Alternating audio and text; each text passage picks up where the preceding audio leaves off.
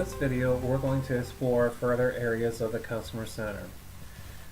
For this example, we're going to actually go into Robert, who actually has a balance. So again, you're looking at the fork for the edit option, and this is for Robert Allred. Although we have a contact person of Amanda Roberts.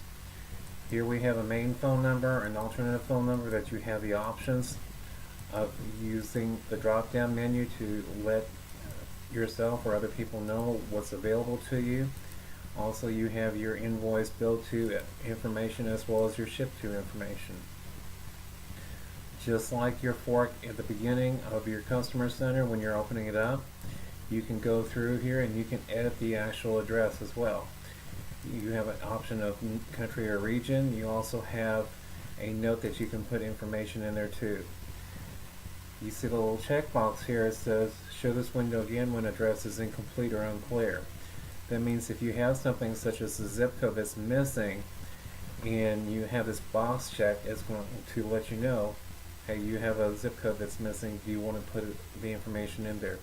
You do have the option of just simply skipping it out. So for right now, we're just going to hit OK. Also on the copy button here, if all of this information right here was not available to you, all you had to do is simply hit the word copy, and you don't have to retype anything in here. So therefore, you can default your shipping address the same way that you have as for the invoice bill to address there. As well, on the ship to, you can add multiple ship to locations, or if you just have the one, you can just simply leave that ship to one there available to you. For more videos like this, please subscribe to my YouTube channel.